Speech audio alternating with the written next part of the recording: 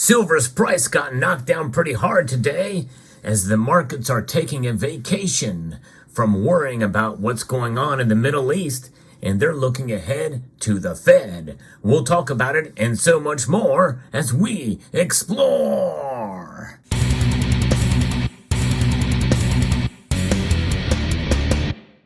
Indeed, the markets are reacting. Silver and gold are both down. Gold is down just over a half a percentage point, down $12.10 today. It is now back comfortably below $2,000 an ounce again. That is something to consider there. That's good news if you're buying. At least it's more encouraging news. Silver is down over 2% now. Down 48 cents to $22.92 in this market report, moments before the markets close. If you enjoy videos like this where I talk about the markets and the movement, the prices, and what affects them, I hope you will consider subscribing to the channel, pressing that thumbs up button down below. So I'm going to be referencing an article here from Kitco about what is moving these markets here. We know that Israel's war with Hamas has remained within Gaza's borders. The land invasion has begun, and as the world adjusts to the conflicts in the Middle East, and that's exactly what's happening, and the markets are adjusting very quickly, at least today. It seems to be that they are not so concerned about that. Hence why we're seeing a drop in these prices, which I pretty much predicted, actually, by the way, that this would occur. Now, things can change on a dime, just as they have for this downward correction. We could see it move back the other way again. So hold on tight. It's going to be a wild ride. But they've been able to hold the line at $2,000 an ounce for gold as the focus once again returns to the Federal Reserve's monetary policy, which supports U.S. dollar strength and higher bond yields that remain within striking distance of 5% now. And so that is exactly what's moving them. The dollar index, it's actually up now to 106.72. Remember, it did get up to 107 at one point in time, not too long ago, but gold and silver prices were much lower then. So the fact that this little bit of a pullback we're seeing today, well, it's actually a pretty dramatic pullback for one single day, but unless that continues for the next couple of days, we're doing pretty good with gold and silver at these prices, especially gold. Because silver is dropping more dramatically than gold, the gold to silver ratio is pushing 87 to 1 right now. And Ricardo Evangelista, who's a senior analyst at Active Trades, notes that gold remains in a tug of war with the market supported by geopolitical uncertainty and weighed down by the Federal Reserve's hawkish monetary stance. And I agree with that firmly and completely, because gold is not being pulled down nearly as much as silver at this, which means that it really is kind of at a tug of war. Silver doesn't care. Silver does not care, at least today, about what's going on in Gaza.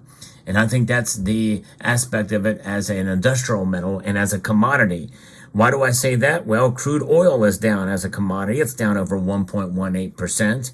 And also copper is down slightly. Yea, though, some other metals are up slightly. Copper is kind of one of the indicators that I'm tracking now along with silver, because I do believe that there is some correlation there. I did a video about that a number of months ago, by the way. The conflict in Gaza dominates attention, and as the ground invasion by Israel seems to be materializing, the financial markets continue to price in the risk of an escalation, driving demand for the haven gold. At the same time, the U.S. dollar remains strongly supported in relation to other major currencies, and that's just it, folks. I cannot stress this enough. The dollar is the strongest currency out there, mainly because, well, about 58% of the world uses the dollar for transactions and as for foreign exchange reserves, called the Forex. And so therefore its strength is very high compared to other currencies out there in terms of its stability and its use around the world. People still trust it. Yeah, believe it or not, people still trust this Federal Reserve note that we see here. Yea, though, inflation is rearing its ugly head, and it is still strong, almost double what the target should be, and they can't quite seem to get it to tamp down very much, can they? And that's the Federal Reserve. And that's where I'm going to next here. The Federal Reserve is meeting this week, and there's still some uncertainty about whether Jerome Powell and his peers will hike rates once more. This uncertainty keeps the greenback supported and the Treasury yields high, capping the upside for gold generated by the Haven trade. Although I would say that that they were unlikely to remain. I think they're unlikely to raise rates, in my view. Markets are expecting the Federal Reserve to leave interest rates unchanged, mostly. We've seen that with the Fed watch tools I've pointed out in the past. And that's after the policy meeting ends on Wednesday.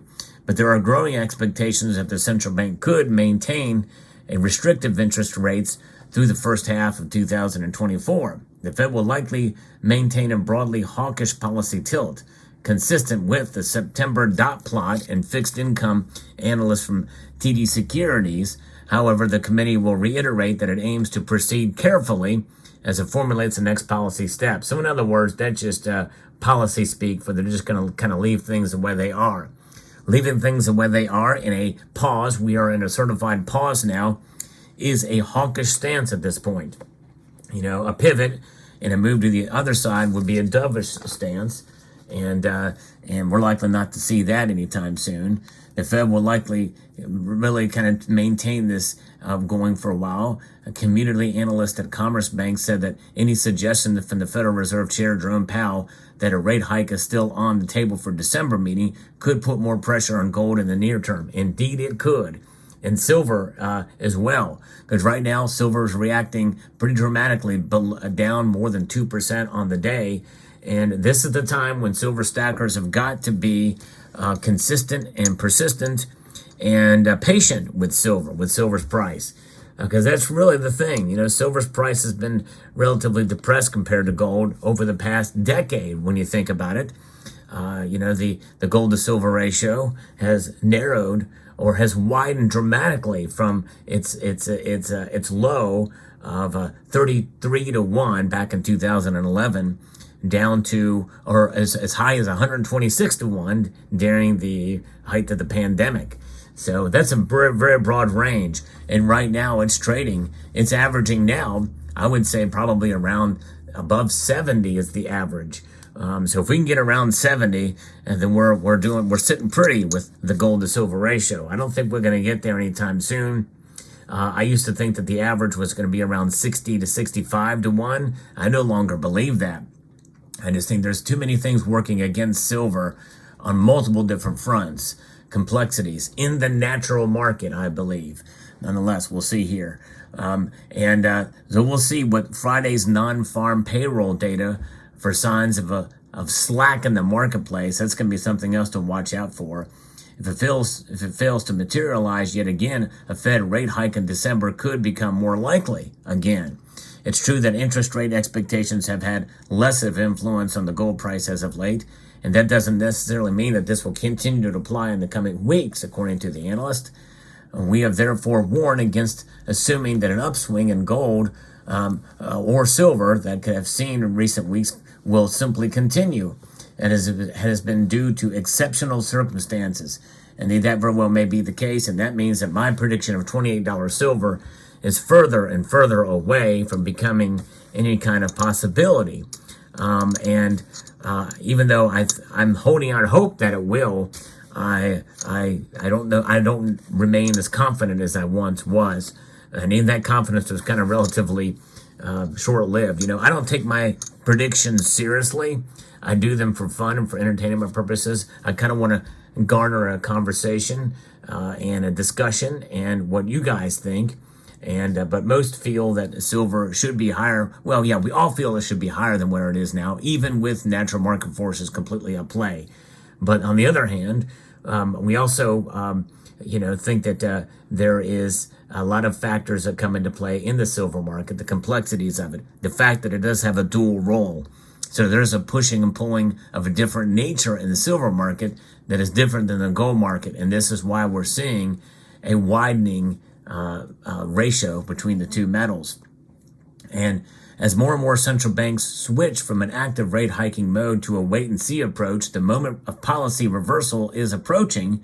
This increases the attractiveness of long dated bonds, which is gold's main competitor. The attractive yield on government bonds justifies selling gold in the current circumstances. In the current environment, it is more likely that gold falls back to $1,800 than it is to rally to $3,000.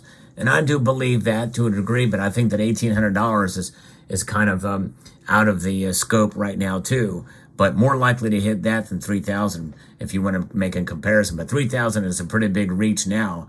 But nonetheless, we'll see. As we get closer to the end of the year, I will be doing prediction videos again for silver and gold. So I hope you will stay tuned to the channel for that.